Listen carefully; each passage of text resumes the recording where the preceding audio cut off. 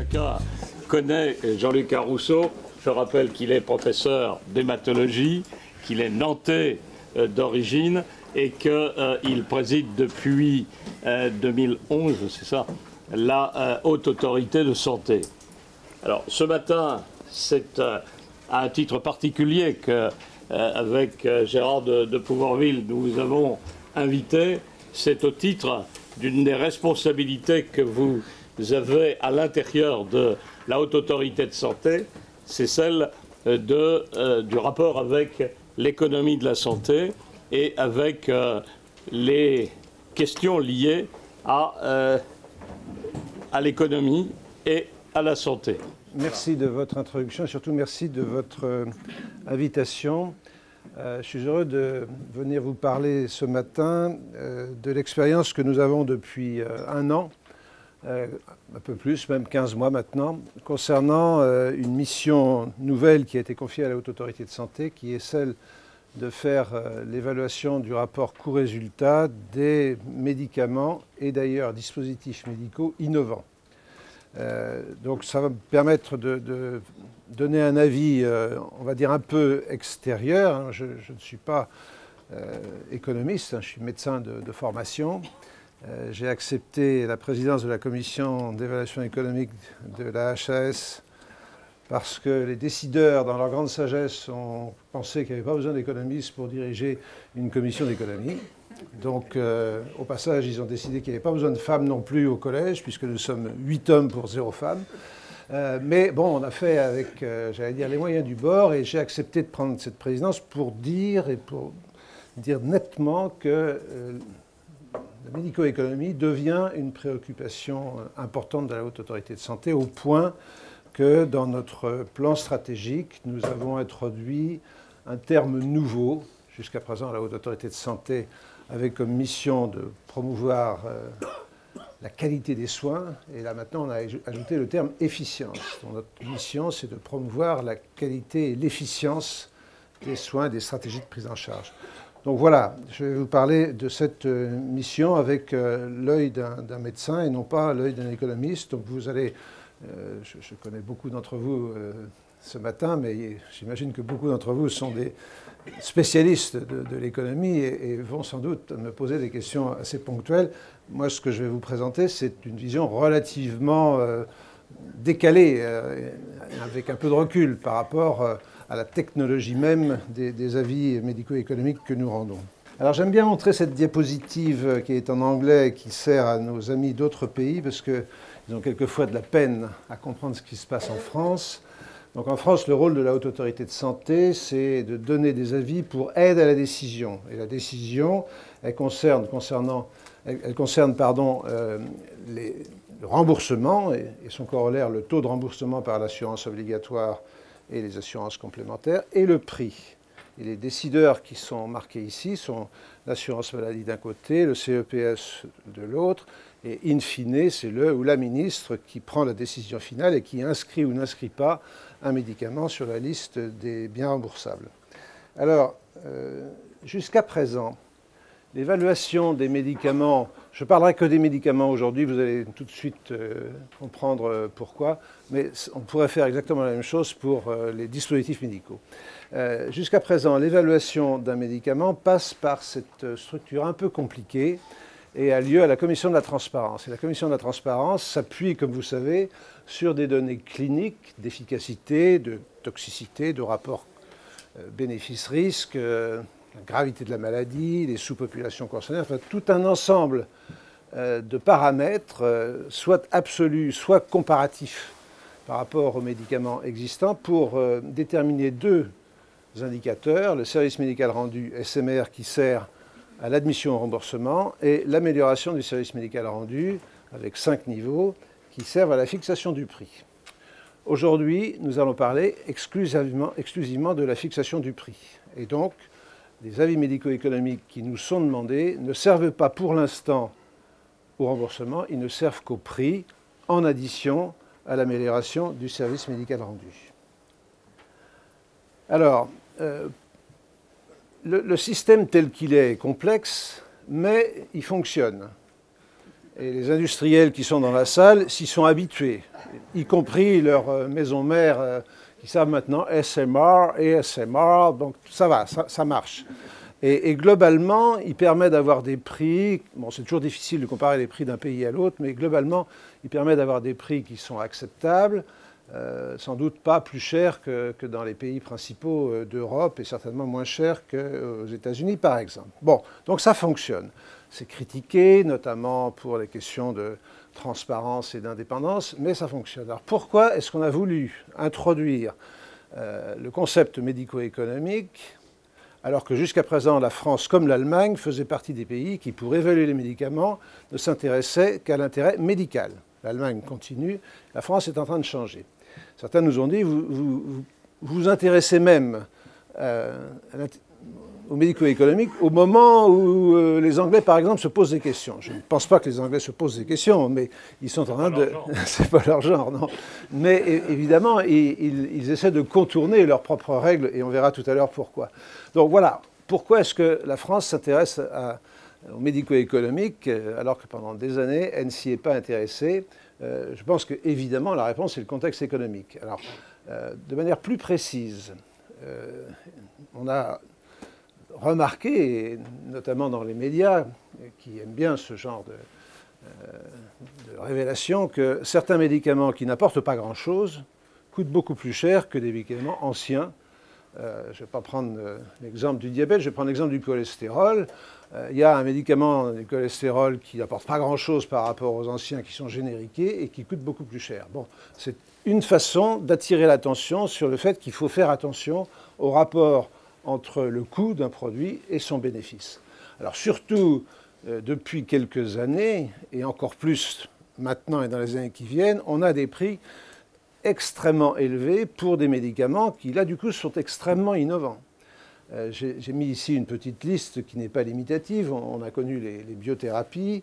On est en train de voir arriver les thérapies ciblées, notamment dans le cancer, qui s'adressent à une petite niche de patients, mais qui vont coûter extrêmement cher et qui seront ensuite développés dans des sous-groupes de patients plus importants. On connaît les antiviraux et l'an dernier, on a vu apparaître le nouvel antiviral Sofosbuvir qui, je vous le rappelle, coûte 41 000 € la cure et qui a posé un problème dans tous les pays d'Europe, et notamment en Italie encore plus qu'en France, un problème de soutenabilité du système d'assurance maladie. Les vaccins coûtent également très cher parce qu'ils s'adressent à une très grande population. Et puis les médicaments orphelins s'adressent à une petite population, mais peuvent être pris pendant très très longtemps et in fine finissent par coûter extrêmement cher. Donc tout ça, on s'en est rendu compte et ça aboutit à se poser la question de comment fait-on pour concilier l'intérêt individuel du patient qui veut avoir le meilleur traitement, donc potentiellement le plus cher, et l'intérêt collectif qui repose sur les principes mêmes de l'assurance maladie, qui est de donner accès à tous à un traitement équitable et le meilleur possible. Bon.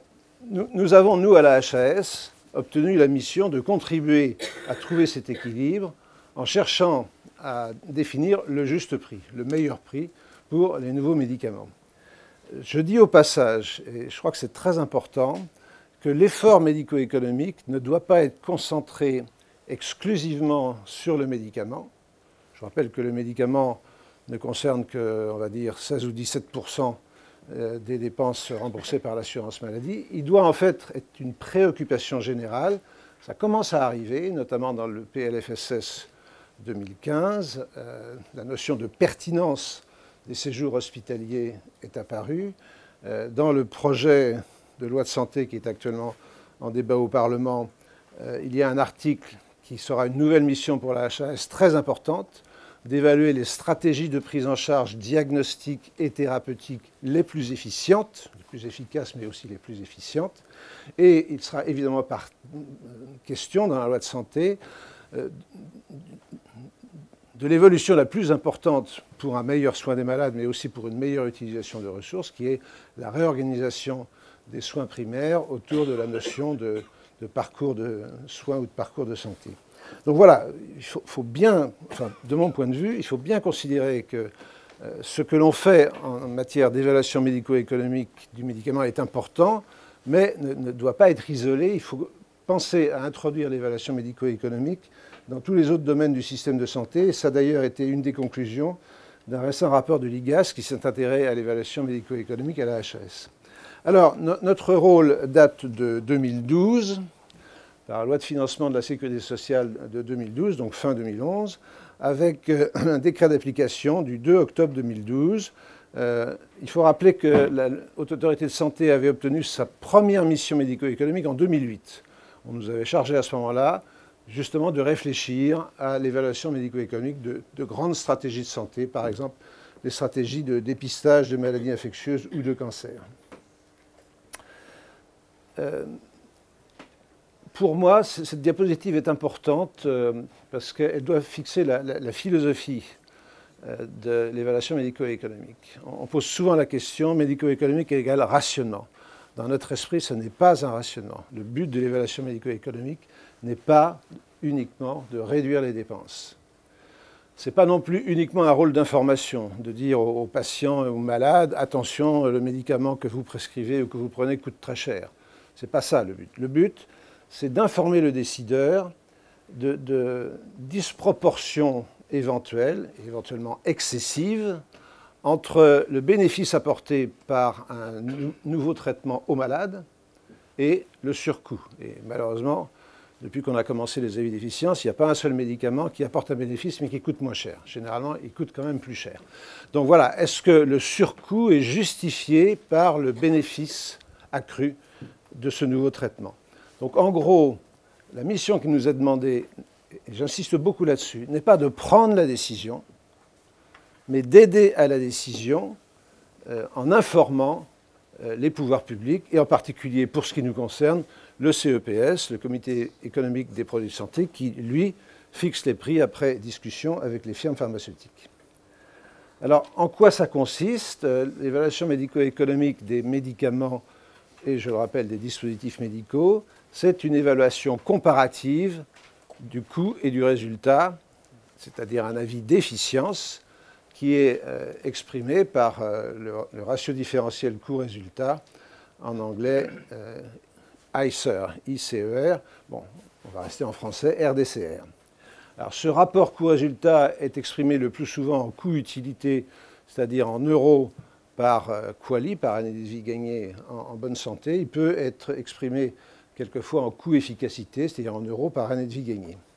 C'est toujours, et c'est capital, par comparaison aux thérapeutiques existantes, et une de nos principales difficultés, c'est précisément de définir les thérapeutiques existantes, parce qu'il ne s'agit pas uniquement des médicaments contre lesquels la firme a fait l'étude pivotale et qui ont servi à la vie de la CT. La CT et nous, on travaille sur les mêmes médicaments, mais pas forcément avec les mêmes données, en tout cas pas forcément avec les mêmes comparateurs. Alors, le point essentiel de cette évaluation comparative, c'est qu'en France, nous n'avons pas de seuil à l'inverse des Anglais. Les Anglais ont fixé un seuil que vous connaissez, 30 000 livres par QALY. Au-delà de 30 000 livres, le NICE dit no. Mais évidemment, en Angleterre, les règles sont faites pour être contournées. Donc, d'une part, il y a pour les médicaments, dans certaines circonstances absolument indispensables, médicaments orphelins par exemple, des exceptions. Pour les médicaments en fin de vie, on a monté jusqu'à 50 000 livres par QALY. Et puis pour les médicaments anticancéreux qui de toute façon coûtent trop cher, on a fait un Cancer Fund spécifique dont le budget d'ailleurs pose déjà problème en 2015. Bon. Et donc voilà, et puis il y a des arrangements locaux avec des Patient Access Schemes. Enfin, bon, mais il y a une règle pour le NICE qui est un seuil fixé à 30 000 livres, dont à vrai dire, je ne sais pas si quelqu'un dans la salle sait, comment il a été fixé. Alors en France, nous n'avons pas de seuil pour pas mal de raisons. La première, et la plus importante sans doute, c'est que je pense que philosophiquement, on n'y est pas prêt. Quand je suis arrivé à la HAS et que je suis parlé là-dessus, je citais toujours mon maître, le professeur Jean Bernard, qui disait « La vie a la même valeur à 7 ans et à 77 ans, elle en a même un peu plus à 77 parce qu'il en reste moins. » C'était son âge, ça pouvait se comprendre. Bon, voilà, tout ça pour dire que la notion de coût accordé à la vie est une notion difficile en France, même si ça existe dans d'autres domaines que la médecine.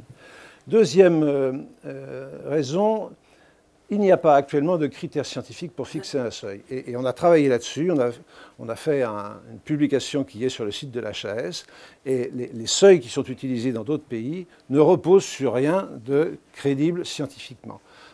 Celui qui attire le plus actuellement, c'est 3 fois le PIB par tête d'habitant, en gros 90 000 € par année.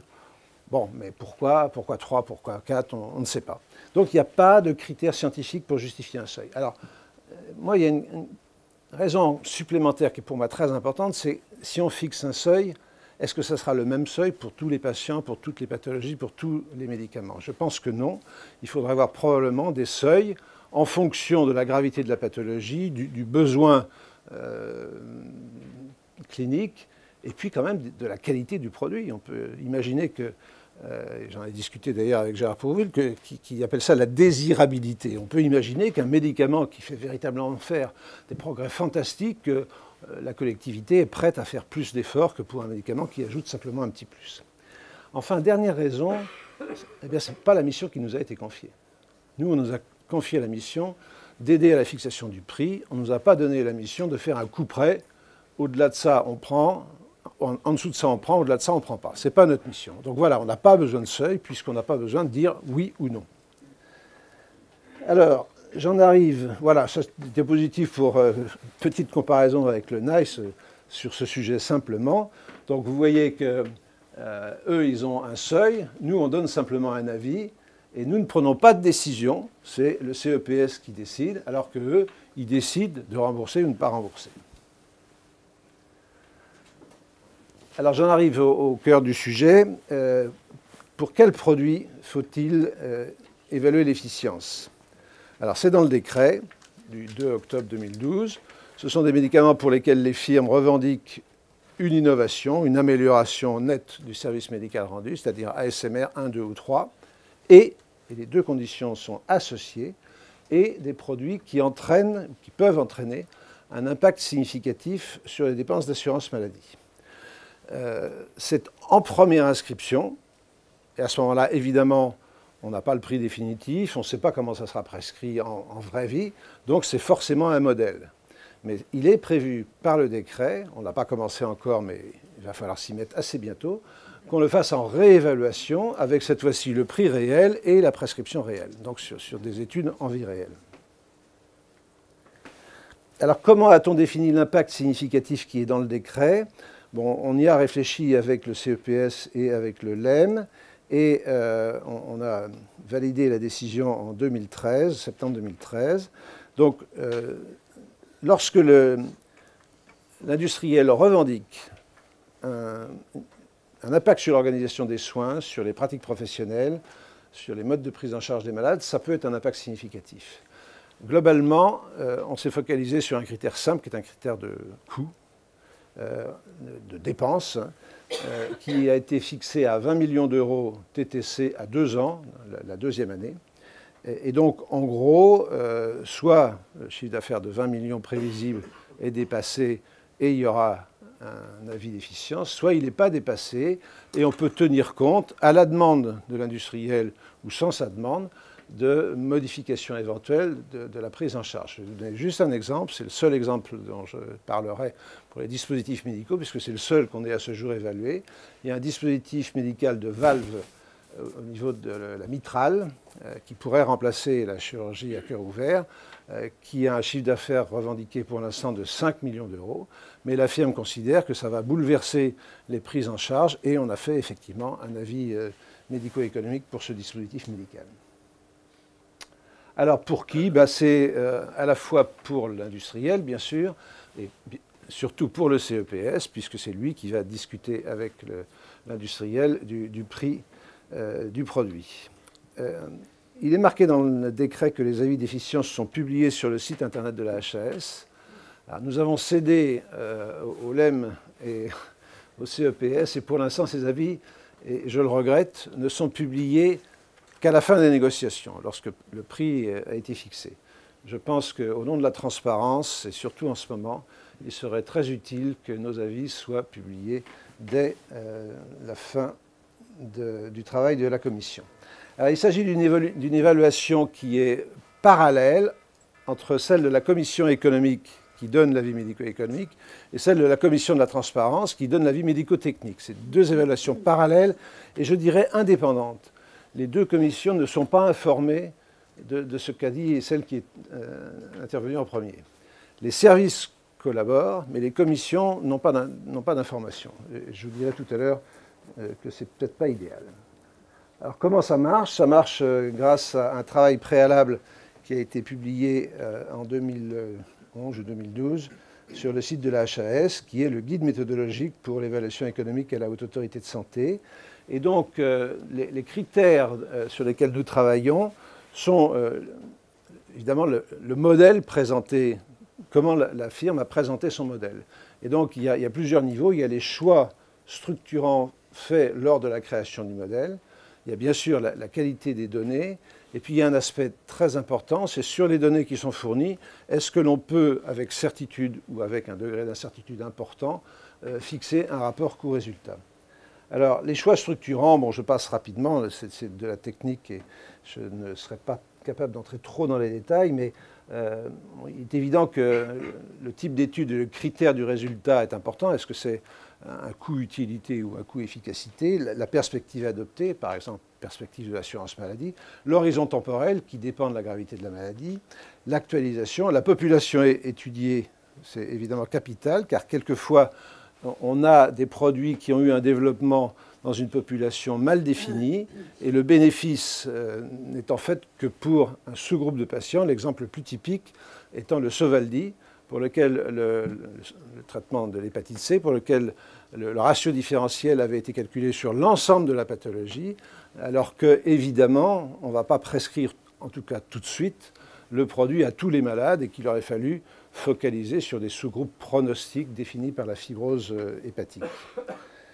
Deuxièmement, la qualité des données, bon, c'est évidemment capital. En particulier, un point important, c'est évidemment la qualité des données cliniques qui sont intégrées au modèle, mais aussi, quand il y en a besoin, la qualité de l'extrapolation. Une firme a étudié une molécule dans une indication précise, mettons un cancer en 3e ligne, elle revendique une autorisation, elle obtient une autorisation de mise sur le marché à un stade plus précoce, elle n'a pas de données sur le stade plus précoce, elle fait une extrapolation, la qualité de cette extrapolation est évidemment très importante. Et puis la transposabilité des données au système de soins français, c'est évidemment important. Alors, un point qui fait souvent l'objet de discussions, c'est l'analyse de l'incertitude. On a un RDCR, mais on ne sait pas si... Incertitude, oui, je vais traduire. On a un RDCR, mais on veut savoir quel est le degré de certitude avec lequel ce RDCR est crédible. Alors on fait pour ça, je mets avec plaisir les termes médico-économiques, des analyses de sensibilité déterministes. Je dois faire un aveu. Quand je suis arrivé à la commission, ça m'a semblé un peu ésotérique. J'espère que ça semble ésotérique à un certain nombre d'entre vous, pas à tous, mais à un certain nombre d'entre vous. Bon, l'analyse de sensibilité déterministe, c'est simplement de savoir quel est le paramètre qui joue le plus sur le RDCR. Et je vous montre ici, voilà, c'est un diagramme, peu importe ce qu'il y a, ici c'est les paramètres, ici c'est le RDCR, mais ce que j'ai remarqué, moi, depuis qu'on fait des analyses de sensibilité déterministe, c'est-à-dire l'analyse de la variation du RDCR en fonction des paramètres, le paramètre qui fait bouger le plus le RDCR, c'est le prix du médicament. C'est le prix du médicament. Ensuite, on fait des analyses de sensibilité déterminées, c'est-à-dire, on va dire des analyses multivariées, où on considère tous les paramètres qui peuvent agir sur le RDCR, et on voit si le résultat reste stable, et ça donne des courbes de ce genre. C'est-à-dire que, par exemple, sur cette courbe, on considère qu'il y a 88% de chances que le RDCR soit inférieur à 50 000 €. Si vous, ce qui est quand même très sûr, mais ça fait un RDCR très élevé, si vous voulez un RDCR plus faible, 35 000 €, et bien là, il n'y a que 65% de chances que votre résultat soit stable. Donc voilà, on a besoin de ces courbes de stabilité et d'incertitude. L'organisation, ça se fait en 90 jours, en même temps que les 90 jours de la commission de la transparence. Ça passe par plusieurs étapes. Évidemment, l'analyse par le service du service, une première analyse par la sous-commission médico-économique, avec essentiellement des économistes, souvent des échanges techniques avec la firme pour qu'ils puissent répondre aux questions qui sont posées par les services, l'analyse par la commission plénière qui aboutit à un premier avis. Cet avis est transmis à la firme, elle peut réagir et à ce moment-là, elle peut éventuellement venir en audition pour expliquer son point de vue avant l'opinion finale. Alors je passe sur ces critères. Bon, comment rendons-nous les avis? En fait, nous donnons un avis sur une méthode. C'est la firme qui fournit la méthode et on dit votre méthode est acceptable et donc le but de la méthode, c'est de donner un ratio différentiel coût-résultat. Donc il y a deux circonstances. Ou bien on considère que la méthode n'est pas bonne, le dossier n'est pas recevable pour telle ou telle raison, ou bien il y a des réserves majeures sur la méthode, sur les populations étudiées, sur enfin, tous les critères que je vous ai développés. Et à ce moment-là, on considère qu'on n'a pas les moyens de rendre un avis d'efficience et on ne transmet pas le RDCR au CEPS. Donc voilà, si le dossier n'est pas satisfaisant, et en particulier s'il y a des réserves majeures sur la méthode, on ne transmet pas un dossier de RDCR, on dit que l'efficience ne peut pas être démontrée. Ensuite, on peut donner des réserves importantes auxquelles le laboratoire répond ou ne répond pas, qui peuvent être des informations utiles pour le CEPS, parce qu'on lui dit, voilà, on vous donne un RDCR de, mettons, 60 000 € par quali, mais c'est très incertain parce que la firme, elle n'a pas été capable de répondre. Donc voilà, il faut que vous en teniez compte dans vos négociations. Enfin, il y a des fois où les dossiers sont excellents, et on a eu en 15 mois des dossiers très bien faits, où il n'y a plus que des réserves mineures, donc on peut considérer que le RDCR fourni est satisfaisant. Ça a malheureusement été le cas pour une firme qui présentait un produit très innovant, mais très cher, avec un RDCR très élevé. Mais bon, voilà, le dossier était parfaitement fait, et donc le seul problème, c'était le coût du médicament, finalement.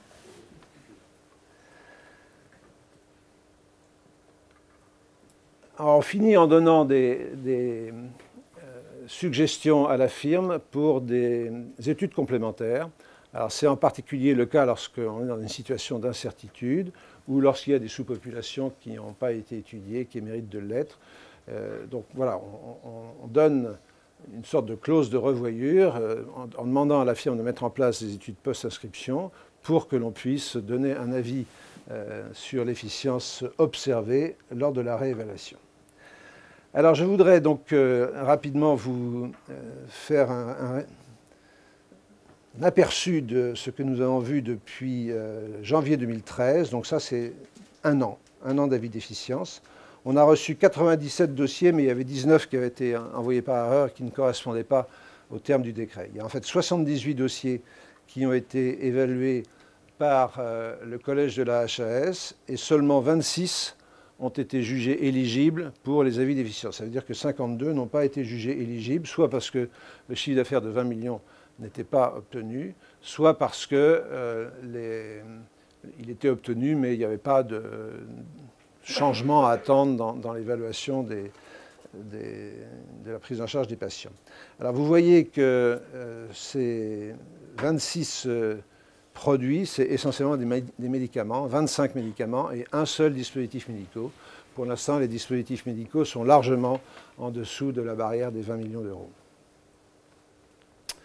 À la fin 2014, il y avait seulement 15 dossiers qui étaient terminés et on a fait le travail en 115 jours en moyenne, c'est-à-dire au-delà des 90 jours. On avait très bien commencé, on était même en avance par rapport à la commission de la transparence. Et puis, comme il y a de plus en plus de dossiers, c'est vrai que ça prend un peu de temps. Comme en plus, quelquefois, il y a des discussions avec la firme qui... Alors, on arrête la pendule généralement, mais malgré tout, ça prend un petit peu de temps. Alors voilà les molécules pour lesquelles on a rendu des avis. Il n'y en a malheureusement que 3 qui sont publiés sur le site, mais ces avis ont été rendus. Donc vous voyez, il s'agit surtout, alors ce sont des médicaments très innovants, mais il s'agit surtout de médicaments utilisés dans le cancer, dans les maladies inflammatoires, notamment la sclérose en plaques, dans les maladies virales, sida et hépatite C. Et il s'agit aussi de vaccins. Et il s'agit de maladies orphelines qui, jusqu'à présent, n'ont pas de traitement. Voici celles qui sont en cours, certains sont finis depuis le début de l'année 2015. Donc en gros, on a 25 avis qui sont actuellement terminés. Et vous voyez qu'il y a encore beaucoup de médicaments de l'hépatite C et beaucoup de médicaments anticancéreux, notamment des médicaments de la leucémie lymphoïde chronique. Les rencontres avec les industriels, j'insiste beaucoup là-dessus parce que je trouve que ça se passe bien et c'est important. Elles peuvent donc se situer au niveau des échanges techniques avec principalement le service, mais quelquefois la firme demande à être entendue dès ce stade par la sous-commission. Donc il y a eu 4 rencontres avec les membres de la sous-commission économique. Après l'avis, le premier avis, généralement la firme émet des réserves ou apporte des explications qui ne doivent pas reposer sur des données nouvelles, mais qui doivent être simplement une meilleure façon de présenter les données du dossier. Donc soit c'est par écrit, soit c'est par oral, et nous avons eu 6 auditions par la commission. Et puis, et ça c'est très important, nous avons mis en place des rencontres précoces, donc en amont de la soumission du dossier, destinées à expliquer à la firme ce qu'on attend finalement, quel type de modèle on attend, quel type de critères d'études on attend, quel type de population on souhaite voir, et surtout on parle des comparateurs, car la question la plus importante est, je crois, celle des comparateurs.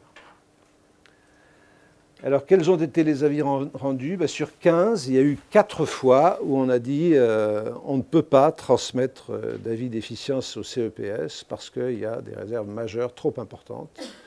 Dans 2 cas, on a réussi, il y avait des réserves majeures, mais on a réussi à mouliner nous-mêmes les données pour permettre quand même de transmettre un avis au CEPS.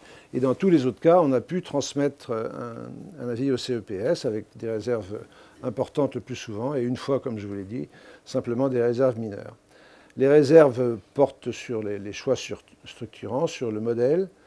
Quelquefois, on a des doutes sur les résultats de santé, notamment sur les utilités pour le patient.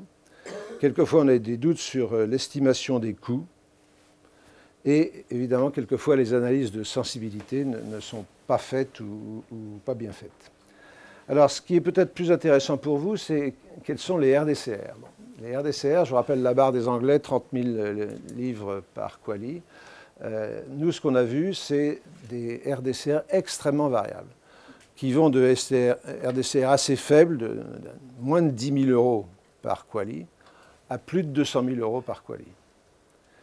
Alors on donne ce résultat au CEPS et on lui donne des renseignements supplémentaires pour l'aider à sa décision. En particulier, on lui demande, on essaie d'obtenir de la firme la variation du RDCR si on fait diminuer le prix. Donc les firmes ne veulent pas faire diminuer trop, donc elles font 10%, 20%. Il y a eu une fois où nous, on a fait une diminution de 50%. Et quand on diminue le prix de 50%, là, on a des RDCR qui deviennent, entre guillemets, acceptables. Donc voilà, on donne des renseignements sur l'incertitude. On dit quelquefois, voilà le RDCR qui est fourni par la firme, mais nous, on considère qu'il est probablement sous-estimé. On essaie d'expliquer le RDCR par un certain nombre de commentaires de la commission. Et j'en viens pour terminer, si messieurs les présidents me le permettent, aux questions qui se posent, et je crois que c'est peut-être ça le plus important pour la discussion, les questions qui se posent après 15 mois d'avis d'expérience, d'avis d'efficience, pardon. Première question, c'est la question posée par le CEPS. Faites-nous des avis plus lisibles. J'ai participé à une réunion dans laquelle il y avait des représentants d'un journal célèbre en médecine qui s'appelle Prescrire. Ils ont utilisé le terme jargon. Bon, c'est vrai que quelquefois, il y a un langage qui est un peu économiste. Alors, ça a beaucoup évolué. Je pense qu'on a quand même été plus synthétique. Mais j'ai fait allusion à une mission de l'IGAS qui a comparé le système français au système anglais, et ils ont dit les Anglais, ils ont des avis lisibles par tout le monde. Et s'ils ont des avis lisibles par tout le monde, c'est parce qu'ils sont réécrits par des non-professionnels. On n'a pas les moyens, nous, de réécrire, même si on travaille actuellement à la façon de se faire aider par des représentants des usagers pour écrire nos avis, mais c'est vrai qu'il faut qu'on fasse, et on a commencé à le faire, des efforts de rédaction pour que ça soit plus clair. Deuxième question, cette fois-ci posée par le LEM. C'est une question récurrente, ils l'ont posée dès le début, ils continuent de la poser. À quoi servent les avis d'efficience en primo-inscription? Donc là, c'est une question plus de fond. Ils considèrent que les avis d'efficience en première inscription ne servent à rien parce qu'ils ne sont pas fondés sur des données réelles. Le prix n'est pas connu, on ne sait pas combien de patients vont l'avoir, donc c'est forcément des modèles. Alors on comprend bien pourquoi ils ne tiennent pas trop à ce qu'il y ait des avis d'efficience. De toute façon, c'est dans la loi, donc on continuera à le faire. Troisième question posée par les trois parties. Ça n'empêche pas de faire des avis en réévaluation sur l'efficience observée, bien évidemment. Troisième question qui est posée par les trois parties. On est tous les trois d'accord, et ça c'est l'histoire du Sovaldi. Le Sovaldi avait des RDCR très variables en fonction des sous-types viraux et en fonction de la présentation clinique, mais qui étaient, on va dire, acceptables. En gros, on va dire 70 000 € par quali pour un médicament très innovant qui peut changer la prise en charge, ça semble acceptable. En revanche, l'impact budgétaire était énorme, au point qu'il a fallu faire une disposition législative particulière pour essayer de bloquer à 700 millions d'euros par an, au moment où on demandait à l'assurance maladie de faire 1 milliard d'économies. Et encore une fois, c'est pareil dans tous les pays. En France, on a entre 100 et 200 000 patients infectés. En Italie, ils ont plus d'1 million de patients infectés. Donc vraiment, c'est un problème quand on a un médicament qui coûte aussi cher. Donc voilà, on est tous d'accord pour ajouter aux avis d'efficience l'impact budgétaire, alors qui tient compte évidemment du positif et du négatif. Alors nous posons des questions. Première question, je le redis, pour nous, il est nécessaire de publier les avis d'efficience dès leur adoption définitive, comme l'ACT et comme dans les autres pays. Et l'argument qui consiste à dire qu'il faut protéger le caractère secret de la négociation est un argument qui ne tient pas. Et j'ajoute qu'il est plutôt malvenu dans la période actuelle où il y a de nouveau de forts doutes sur la transparence des institutions de santé, y compris le CEPS. Donc moi, je pense que nous avons tous collectivement intérêt à être transparents et à publier ces avis d'efficience. Évidemment, on ne publiera pas le prix revendiqué par la firme, mais on publiera quand même ces avis d'efficience pour que tout le monde puisse éventuellement être informé. Et si ça influe sur les négociations, eh bien tant mieux. Eh bien tant mieux. Je mesure mes mots, je pense que c'est aussi bien comme ça. Alors évidemment, le LEM est violemment opposé et le CEPS est entre les deux. Il dit, vous avez raison, mais on n'est pas pressé. Donc, je pense qu'on va y arriver. Troisième question, alors c'est la question principale. Quelle utilisation le CEPS fait-il de ces avis? Un de vos collègues très médiatiques a dit les avis d'efficience, c'est soit impossible, soit inutile. Alors impossible, parce qu'on ne peut pas mettre de seuil, et s'il n'y a pas de seuil, ça ne sert à rien. Et inutile, parce que s'il n'y a pas de seuil, le CEPS ne va pas l'utiliser. L'ancien président du CEPS, Noël Renaudin, dans une réunion à laquelle j'assistais, a dit officiellement « Moi, je ne m'en servais pas, j'en avais pas besoin, le nouveau président du CEPS n'en aura pas besoin. Je fais le pari qu'il n'en aura pas besoin. » Donc moi, je me suis évidemment inscrit en faux, mais quand même, je pose la question régulièrement au président actuel du CEPS de savoir s'il s'en sert et à quoi ça lui sert. Alors il répond toujours « Mais on en tient le plus grand compte, ça nous sert beaucoup. » Bon, en pratique, essayez de décortiquer la parole de M. Dominique Giorgi. En pratique, ce que j'ai compris, c'est que quand un médicament pour lequel la firme avait revendiqué un ASMR 1, 2, 3, mais avait obtenu 5, ce qui arrive, bon, en théorie, le Code de la sécurité sociale fait que le prix doit être inférieur au comparateur, en théorie. Mais donc, en gros, ils n'ont pas trop besoin de l'avis d'efficience pour une ASMR 5. À l'opposé, la vraie question, c'est les ASMR 1, 2, 3. Pourquoi c'est la vraie question? Parce qu'il y a un accord cadre entre le CEPS et le LEM qui fait que lorsqu'un médicament obtient une ASMR 1, 2, 3, le CEPS est d'accord pour lui donner un prix qu'on dit dans le couloir européen, c'est-à-dire un prix qui ne doit pas être inférieur au prix des 4 autres pays, France, Allemagne, Espagne, Italie. Bon, alors, quand on voit ça, on se dit, mais à quoi ça sert qu'on se décarcasse si de toute façon, vous allez donner un prix qui va être défini par d'autres, d'une certaine façon. Alors, il nous dit, non, rassurez-vous, c'est au contraire très utile. Et voilà comment. Si le médicament qui a obtenu une ASMR 1, 2, 3 a une très bonne évaluation d'efficience, En gros, effectivement, ils vont s'en tenir au prix européen. Si au contraire, on a mis des réserves importantes, ou si le RDCR est inacceptable, alors là, ils vont négocier, on va dire, ce qu'ils savent négocier à côté du prix facial. Il y a le prix facial, et puis il y a les remises. Et donc, ils vont négocier sur les remises ou sur les conditions particulières de mise à disposition, avec, par exemple, des prix conditionnels liés à la performance, qui est encore très peu répandue en France, mais qui commence à se mettre en place. Donc voilà, je termine en disant qu'il y a une rédaction un peu particulière de l'accord cadre, qui est que si le médicament obtient une ASMR 1, 2 ou 3, mais que la CESP ne transmet pas d'avis d'efficience, parce que le dossier n'est pas analysable, alors là, le CEPS est délié de son engagement et peut donner un prix en dehors du corridor européen. Alors en fait, l'utilité, c'est principalement pour la discussion des ASMR 4, où là, l'avis d'efficience prend une particulière importance. Enfin, je termine par deux questions majeures pour nous. La première, c'est la grande variabilité des RDCR, qui pose tout de même la question des valeurs de référence. Pourquoi est-ce qu'on accepte 200 000 dans un cas alors que d'autres ont 20 000 ? Dans certains cas, on a été amené à admettre un seuil implicite, c'est-à-dire qu'on n'a pas dit il y a une barrière, mais on a dit c'est très élevé. On a même dit c'est extrêmement élevé. Et même une fois, on a discuté entre nous pour choisir le terme excessivement élevé, ce qui veut bien dire que voilà, c'est trop, quoi. Bon, donc tout ça n'est pas formel. Il y a des pays où il y a effectivement des seuils implicites, mais ça implique qu'il faut quand même qu'on réfléchisse à non pas un seuil, mais des valeurs de référence avec des bornes de temps à temps, par exemple. C'est trop, de temps à temps, c'est acceptable. Voilà.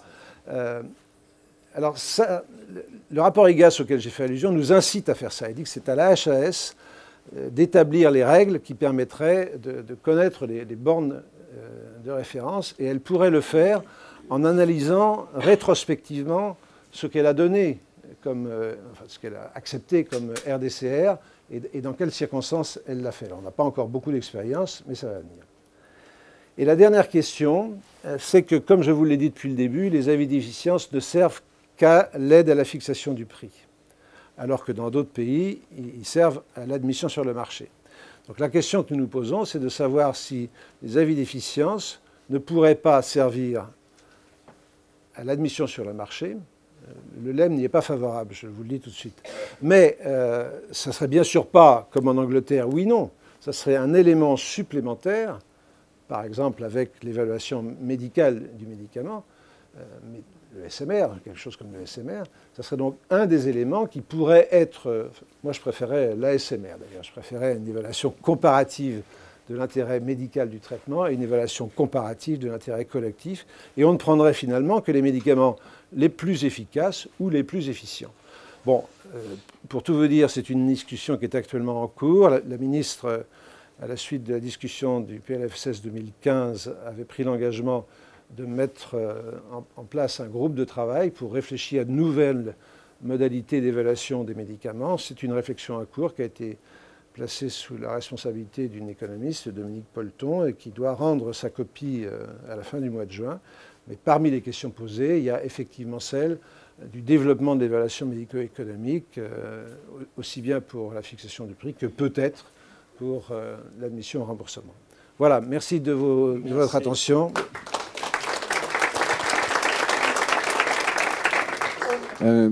Jean-Luc, vous nous avez promis de dire un mot sur les problèmes d'évaluation en parallèle de la CT et de la CESP, et notamment le fait que s'ils travaillent en cloison étanche, mais pas tout à fait, et avec une problématique que vous connaissez, qui est que éventuellement, par exemple, l'analyse comparative faite par la CT ne va pas être la même que celle qui est faite par la CESP, et avec parfois, on entend dire, effectivement, la CESP peut demander au laboratoire de faire une étude comparative contre des produits qui n'ont pas l'AMM dans l'indication.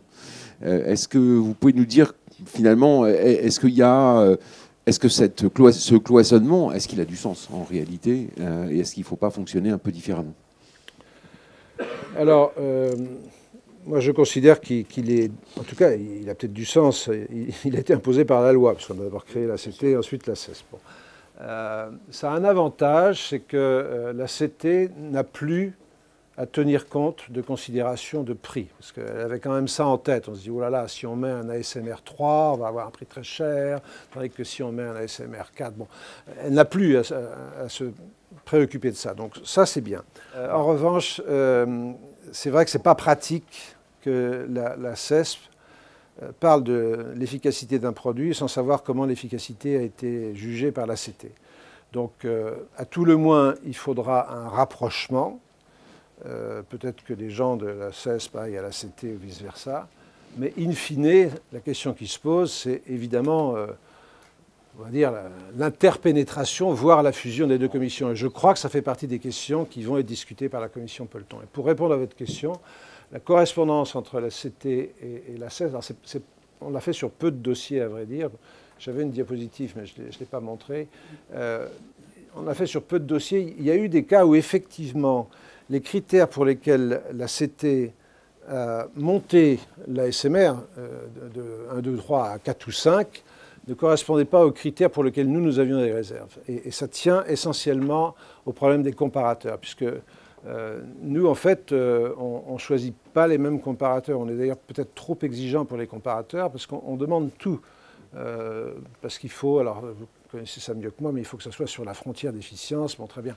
On demande tout. Et moi, ça me choque un petit peu, parce que quelquefois, on demande des médicaments qui ne sont pratiquement plus prescrits dans la pratique. Donc, oui, il faudra qu'on réfléchisse sur les comparateurs. Mais pour répondre de manière vraiment prospective à votre question, je crois qu'on ne pourra pas éternellement avoir cette séparation. En tout cas, il ne faudra pas qu'elle soit étanche.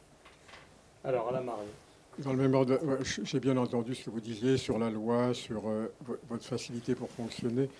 Mais vous avez donné beaucoup d'arguments. Et ma question, elle est très simple. Est-ce que vous pensez qu'à terme, compte tenu de toutes les polémiques actuelles, on pourra éviter d'aller vers un système, j'allais dire, nice life, c'est-à-dire où le même organisme décidera dans la transparence de tout? Il y a deux questions dans votre question, si je puis dire. Il y a la question de la transparence. Bon, il y a beaucoup d'efforts qui sont faits pour la transparence actuellement, mais il y a encore à nouveau des critiques. Moi, à ce sujet, depuis que je suis arrivé à la HAS, j'ai tout de suite dit il faut qu'il y ait des représentants d'usagers avec voix d'experts dans les commissions de la transparence. Ce n'est pas une panacée, bien sûr, mais il faut qu'il y ait des usagers. Bon, on a fait beaucoup d'efforts pour la transparence à la HAS. Je ne suis pas au courant de problèmes depuis 3 ans à la HAS, mais il y en aura peut-être. Mais en tout cas, on fait beaucoup d'efforts. Je répète que les négociations du CEPS sont effectivement assez opaques, mais même en Angleterre, c'est pareil. Je veux dire, il y a toujours une part de négociation opaque. Alors, l'autre question, c'est en fait, est-ce qu'on va se naïciser dans nos modes de décision? Autrement dit, est-ce qu'on va arriver à des seuils qui vont dire on prend pas? Moi, personnellement, je n'y suis pas favorable et la commission actuelle y est opposée. On est opposé à la notion de seuil et le rapport IGAS dit la France n'est pas prête à des seuils. Bon, on verra. Alors après, en même temps, je dis qu'il faudrait tenir compte de l'efficience dans l'admission au remboursement. Ça veut dire qu'un médicament qui n'est pas efficient, ben, ce serait un des critères pour lesquels on ne le prendrait pas. Voilà, donc effectivement, par ce biais-là, on se rapproche un petit peu. Quand vous évoquez le fait de dire la France n'est pas prête en prenant l'IGAS, enfin le rapport de l'IGAS comme élément, ça sous-entend quand même qu'elle sera prête un jour, puisque les évolutions de comportement, les évolutions de mœurs sont faites de toutes ces petites avancées successives. Ça veut dire au fond que on est dans la préparation des esprits et que à moyen terme, sans vous demander de fixer, parce que je sais que vous allez me dire c'est pas moi qui fais la loi, en l'occurrence, dans 4 ans, dans 5 ans, dans 10 ans, cette question va se poser. Et donc, on va rajouter un critère à tout ce que vous avez évoqué. C'est un critère allez, je ne sais pas si on peut dire éthique, morale, et pas seulement un aspect économique. Comment vous réagissez par rapport à ça? Alors, on fait déjà des évaluations plus larges, pas uniquement médico-économiques, mais qui sont éventuellement sociologiques, éthiques, morales. Par exemple, on l'a fait pour le vaccin contre le rotavirus, qui a fait la une des journaux la semaine dernière, puisqu'il a entraîné 2 décès par invagination intestinale aiguë, ce qui était un effet indésirable dont nous avions connaissance et que malheureusement le comité technique des vaccinations n'avait pas intégré, ce qui lui avait donné la possibilité d'ouvrir ce vaccin. Bon, tout ça pour dire qu'on avait fait une étude sociologique pour savoir à qui ça pouvait profiter. Est-ce qu'il fallait qu'on donne le vaccin à tout le monde pour bénéficier à une petite partie de la population? Donc c'est des questions qu'il faut se poser.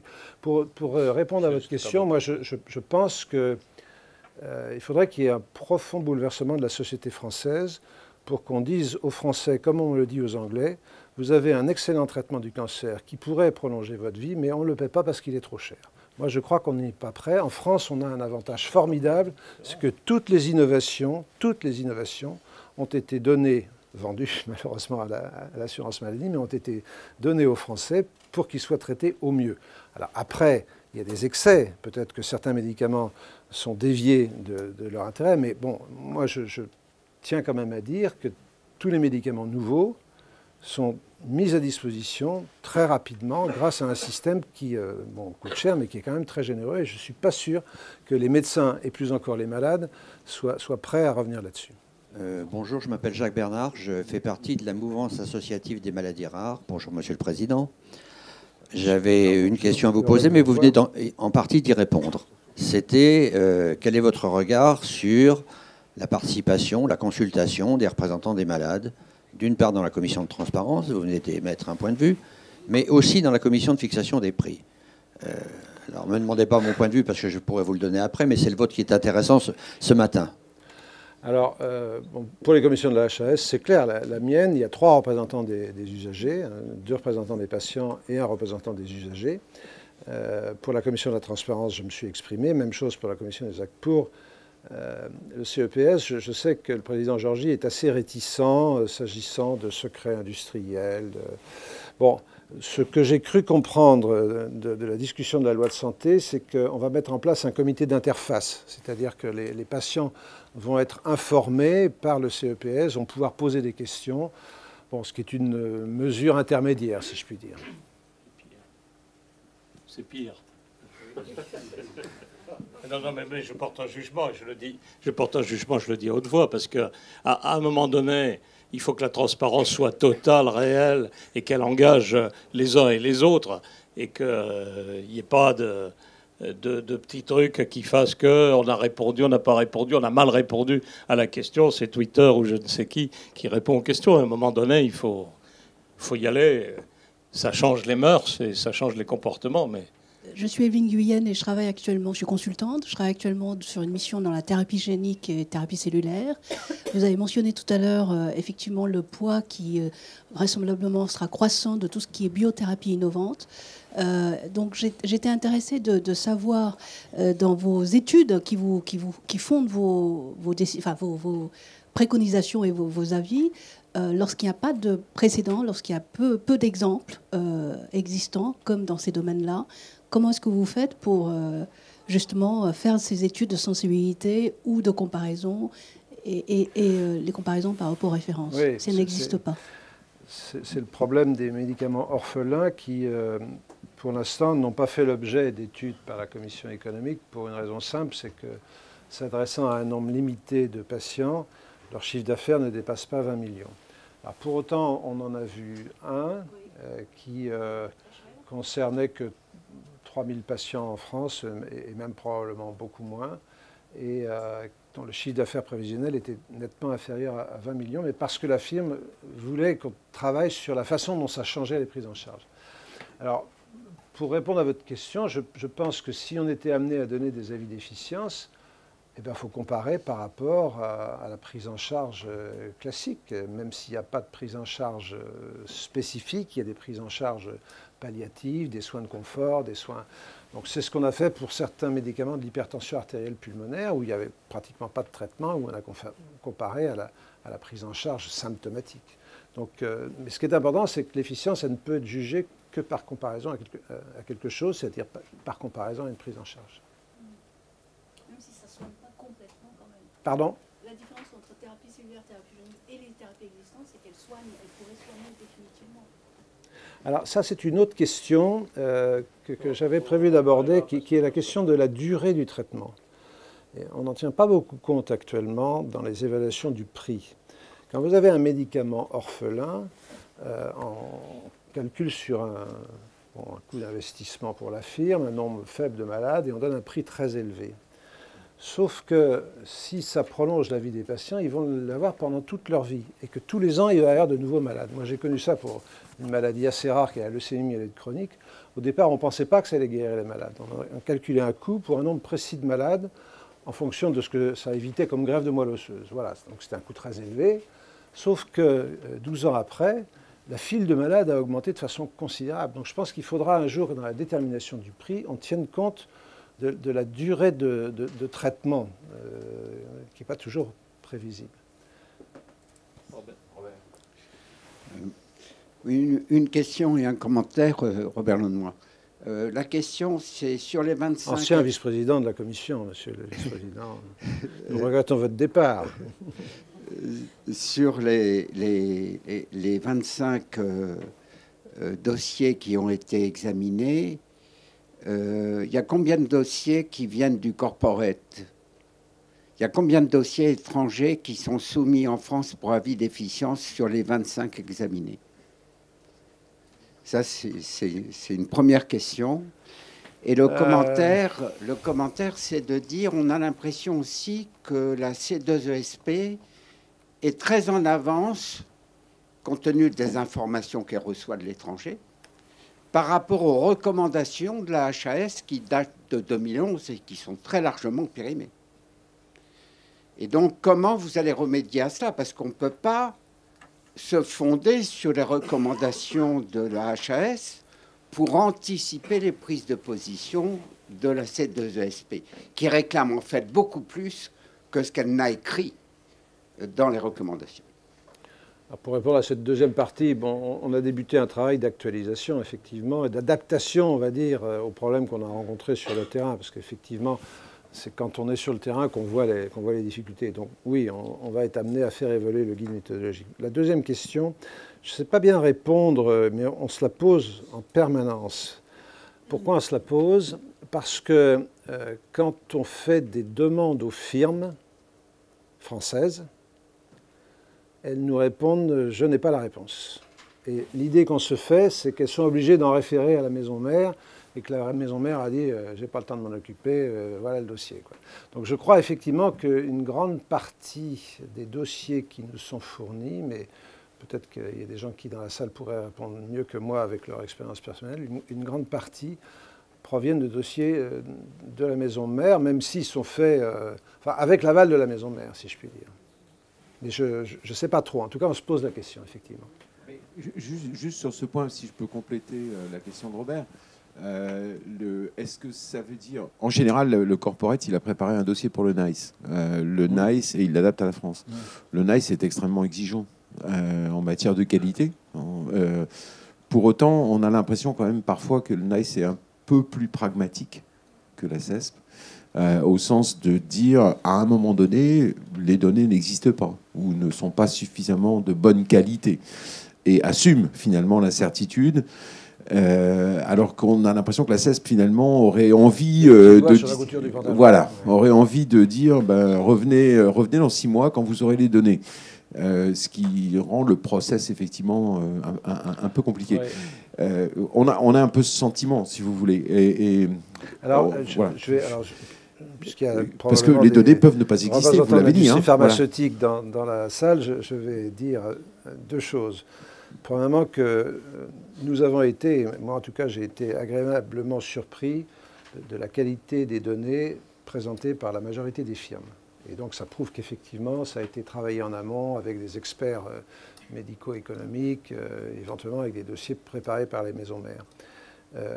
En revanche, depuis quelque temps, on va dire depuis le début de l'année, nous trouvons que les dossiers correspondent moins à ce qu'on est en droit d'attendre, alors même que les industriels sont plus informés de peut-être l'extrême rigueur. Et ce qui me gêne le plus, c'est que quand on leur pose des questions, ils répondent « on ne peut pas ». Et l'idée que je me fais, mais je parle avec prudence, c'est que les firmes considèrent finalement l'avis d'efficience, ça n'a pas trop d'importance. Finalement, ce qui compte, c'est la SMR. L'avis d'efficience, bon, on le fait parce qu'il faut le faire, mais on ne va quand même pas trop se fatiguer pour quelque chose qui, de toute façon, ne va pas être tellement important pour le CEPS. Alors, si c'est le cas, c'est évidemment très ennuyeux, parce qu'il faut qu'on le sache. Je veux dire, effectivement, on ne va pas mobiliser des ressources. C'est beaucoup de boulot pour nous, c'est beaucoup de boulot pour les firmes. Donc, voilà. Donc, il faut effectivement que le CEPS nous dise, c'est vraiment très important pour nous, et il faut effectivement que la mission Polton précise encore mieux la place de l'évaluation médico-économique. Mais, alors, vous avez raison, peut-être qu'on est trop exigeant et que les extrapolations en particulier, on les admet peut-être moins que le NICE. Ça, c'est possible. C'est peut-être un défaut de jeunesse. On veut faire les choses trop bien et on est peut-être trop rigoureux. Et j'ai entendu certaines auditions où finalement, personnellement, je me sentais un peu mal à l'aise parce que les arguments avancés par la firme étaient des arguments qui finalement étaient de bonne foi, alors que la Commission restait dans sa rigueur chevalier blanc, on va dire. Alors, il y a une question. Bonjour, Hervé Drevaux, Stargène. Vous avez évoqué à plusieurs reprises les clauses de revoyure, la réévaluation, ce qui me paraît un enjeu critique. Comment comptez-vous développer ces réévaluations sur la base de données réelles, sachant qu'en France, on a quand même un sérieux problème pour générer des données dans la vie réelle. Comment comptez-vous influencer positivement en fait, la mise en place d'une infrastructure qui permettrait de générer des données intéressantes?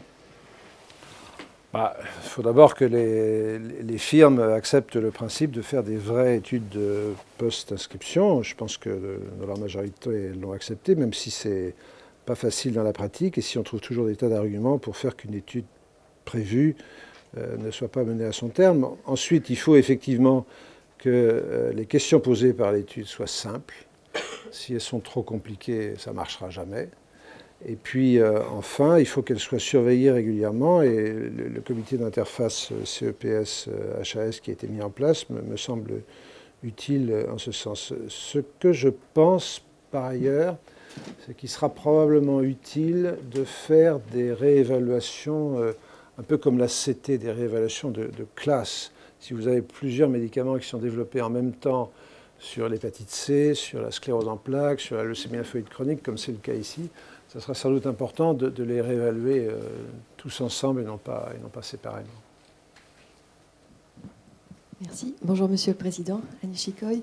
Nous savons tous que dans certaines situations, le dispositif médical peut être, y compris d'ailleurs dans son volet télémédecine, parce que dans certains cas, il y a cette composante qui est importante, peut véritablement transformer l'organisation des soins.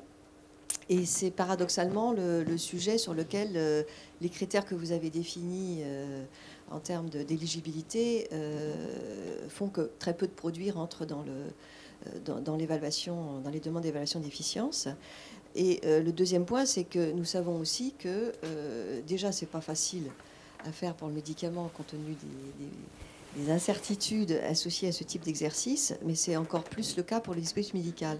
Donc comment avez-vous l'intention de faire évoluer les critères d'éligibilité? Avez-vous l'intention d'avoir une réflexion particulière sur le dispositif médical, puisque c'est quand même un vecteur d'innovation, un secteur d'innovation tout à fait important? D'une part, sur le plan d'innovation, on met en place le fameux forfait innovation, dont on espère qu'il va servir à quelque chose cette fois-ci, puisqu'il existe dans la loi depuis plusieurs années, mais il n'a jamais été utilisé. Donc là, normalement, ou pratiquement pas, donc là, normalement, on va pouvoir donner un feu vert pour que des dispositifs innovants soient financés par l'assurance maladie de manière dérogatoire pendant une période qu'on peut qualifier d'essai, dans un nombre limité de centres et avec un registre qui permettra d'en évaluer l'efficacité et la toxicité supposée. Donc ça, c'est, je pense, quelque chose d'important pour l'innovation. Alors pour le reste, malheureusement, je ne suis pas certain que ça aille très vite. Pourquoi je dis ça? Parce que la réflexion en cours dans la mission Polton a invité les représentants des dispositifs médicaux. Elle leur a dit que c'était très intéressant, mais qu'on verrait ça après. On verrait ça après, que c'était déjà suffisamment compliqué pour les médicaments et qu'on verrait ça après. Donc je crains que dans l'immédiat, pour les critères, qu'on ne revoie pas les critères dans le décret, quoi. On ne revoit pas le décret. Alors ça n'empêche pas, effectivement, que des firmes puissent avoir intérêt à démontrer qu'elles justifient une prise en charge différente et donc que ça vaut la peine de faire une analyse médico-économique. Et j'ajoute que si vraiment on nous confie la mission d'évaluation de l'efficience des stratégies de prise en charge, peut-être que ce sera un moyen un peu détourné, mais alors sans doute pas l'an prochain, quoi. Oui, je suis désolé, mais je ne peux pas répondre très positivement sur les dispositifs médicaux pour l'instant. Mais sur ce point, quand même, Monsieur le Président, il y a une bagarre que... Enfin, je pense que les économistes, partageant mon point de vue, je me méfie quand même. Moi, j'ai toujours trouvé que la notion d'impact sur l'organisation des soins ou d'impact sur la prise en charge des malades, qui est traitée de façon qualitative et distincte par la CT, et qui est traitée comme un critère qualitatif distinct pour les critères d'éligibilité, ça doit rentrer dans le modèle économique. Je ne comprends pas pourquoi on individualise ces critères. Je veux dire, si vous avez un impact sur le nombre d'hospitalisations, c'est un cost offset dans l'analyse économique. Si vous avez une transformation, si un médicament nouveau, un dispositif médical nouveau requiert un investissement particulier spécifique, on va prendre les robots en chirurgie, qui transforment effectivement complètement la salle d'op, etc. Pour moi, ça se chiffre, ça se mesure, ça se chiffre. Pourquoi reste-t-on, au fond, sur cet intérêt de santé publique, un vieux critère d'intérêt de santé publique qui, au fond, se prête très très bien à modélisation, d'une part en termes d'impact en termes d'efficacité, mais aussi en termes d'impact économique. C'est juste une suggestion pour faire évoluer les critères. Voilà. Ça, vous avez tout à fait raison. Je crois, sans trahir les travaux en cours par la mission Polton, qu'il y a une réflexion sur l'intérêt de santé publique. Et de toute façon, je pense que l'impact budgétaire, et dans l'impact budgétaire, il y a le retentissement sur la prise en charge des patients. L'impact budgétaire devrait être un critère majeur. Mais ça y est aussi dans le ratio différentiel coût-résultat. Je pense, bon, c'est ça que moi, j'ai jamais très bien compris ça. Vous avez dit tout à l'heure que la CT était quand même influencée par des considérations de prix, effectivement, quand on donnait un ASMR. Moi, je vais même plus loin. Je dis que la CT, dans la mesure où elle donne un jugement sur une valeur, en fait, d'un produit, fait une analyse économique implicite, puisqu'elle définit une valeur du produit. Mais bon, ça, c'est pas trop audible. Mais voilà, je m'arrête là. Pardon. Alors, il y a deux questions. Oui, je voulais revenir sur ma question, parce que vous m'avez répondu sur le NICE en disant que vous ne vouliez pas en venir à ce que, j'allais dire, on fixe un seuil. Mais dans ma question, il y avait une autre composante, c'est-à-dire une certaine clarification, non pas seulement des rapports et de la façon dont c'est rédigé, mais aussi de la démarche. On voit beaucoup de paramètres. En termes de communication, ça peut créer quand même beaucoup d'équivoques. Autrement dit, est-ce qu'on ne peut pas avoir une synthèse clairement opposable, notamment aux médias, et qui prennent en compte tous les facteurs, et qu'à la fin, on dise, mais ça, on a calculé, c'est venu de là, c'est venu de là. Et à la fin, ça laisse la place à beaucoup de suppositions, parfois malveillantes. Ouais, je suis d'accord avec vous, sauf que j'ai compris que le NICE était tous les jours dans les journaux. Tous les jours, il y a une plainte contre les avis du NICE. C'est vrai que nous, pour l'instant, on est relativement protégés, mais vous avez sans doute raison. Si je demande...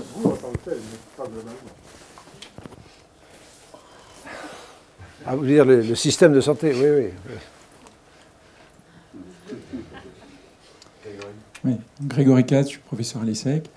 J'avais une question concernant les diagnostics compagnons, qui sont quand même à la frontière du médicament, du device. On a le Precision Medicine Act qui a été passé par Obama il y a quelques mois. Et on a observé le NICE sur le cancer du sein donné en octobre 2013 un avis très clair sur des diagnostics compagnons, un notamment qui se démarque d'autres. 2 mois après, la HAS se prononce en disant le niveau de preuve n'est pas suffisant pour conclure, alors qu'on est à 2 mois d'intervalle avec exactement les mêmes données. C'est lequel? Et on se demande si il y a une nouvelle critériologie à inventer pour évaluer ce qui est complexe, c'est-à-dire à la fois un test associé à une thérapie, et si la HAS souhaite aujourd'hui approfondir de manière plus radicale, plus rapide, cette réflexion pour ne pas prendre du retard par rapport à d'autres pays qui sont beaucoup plus déterministes et engagés, ou est-ce qu'au contraire, vous avez une feuille de route beaucoup plus claire pour que la France puisse ne pas repousser des avis au motif que le niveau de preuve ne serait pas suffisant et qu'il est insuffisant pour conclure. Voilà. Ce qu'on voudrait, c'est avoir au moins une critériologie qui permette de mieux décider avec des critères un petit peu plus clairs et tranchants, on va dire. Votre question est longue, mais je la comprends bien et elle est pour moi douloureuse. Je ne sais pas à quel dispositif ou acte vous faites allusion, mais très clairement dans vos propos, on sent que la HAS reste peu réactive aux progrès médicaux au nom de la sacro-sainte rigueur de l'evidence-based medicine, et il faut attendre qu'il y ait des preuves dans des études bien contrôlées avant de... Bon.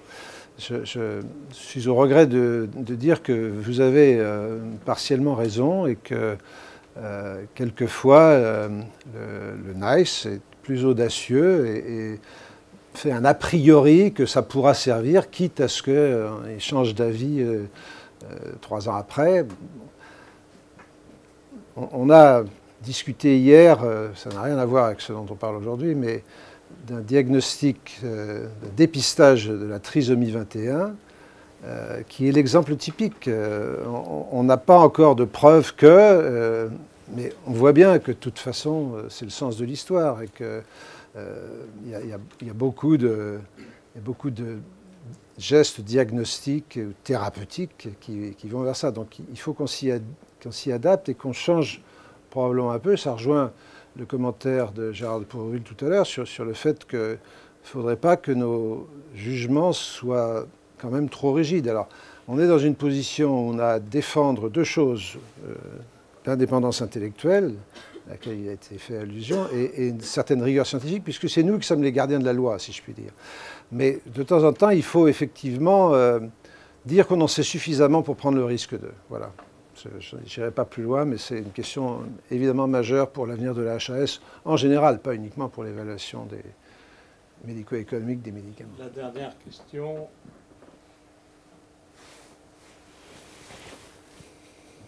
Bien, vous avez été parfait. En matière. Donc, sur ce sujet, c'est difficile d'être parfait. Non, c'est difficile d'être parfait, mais est-ce que vous notez que la tétanie est parfois une pathologie non évaluée ou non évaluable? Et ça fait partie de cet auto-blocage, censure et autres. En tous les cas, merci à vous. Alors, Annie Chikoy, qui veut nous rappeler que vous ne vous quittez pas.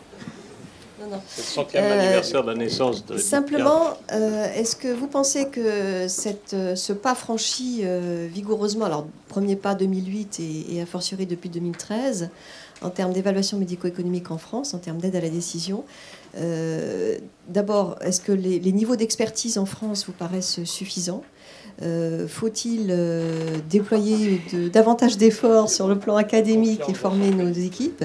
Et y voyez-vous l'opportunité de faire émerger, comme on l'a vu en Australie d'ailleurs depuis 1993, lorsque Peut-on penser qu'on va faire émerger de l'activité économique autour de l'évaluation médico-économique et que la France puisse devenir un de ces pays de référence? Il faudra faire un sur ce comparatif. sujet. Alors, premièrement, il est clair qu'on va nous demander de plus en plus d'évaluations médico-économiques. À chaque PLFSS, on nous demande une évaluation médico-économique de plus.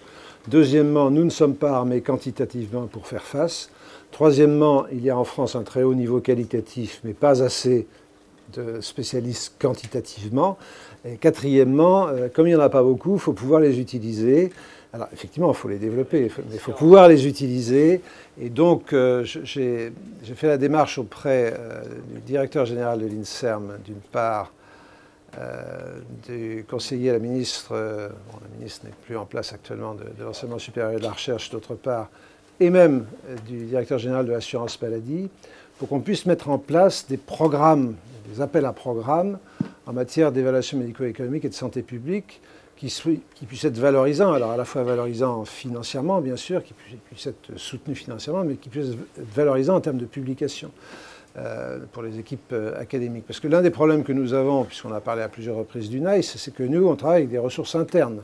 Et on n'a pratiquement pas d'évaluation externe, alors qu'eux, ils s'appuient sur 9 structures académiques qui font de la sous-traitance pour eux. Donc c'est sûr que d'abord c'est une expertise de haut niveau et ensuite ça gagne évidemment beaucoup de temps. Donc oui, c'est un work in progress comme on dit, mais effectivement on part de pas grand-chose, donc il faut essayer de remettre tout ça. Alors à mon niveau je ne peux sans doute pas grand-chose, mais si on y est tous ensemble en disant voilà, développer l'évaluation économique, médico-économique, le cas échéant, en France, je pense que vous aurez des oreilles attentives. Bien, écoutez, merci vraiment à Jean-Luc Caruso.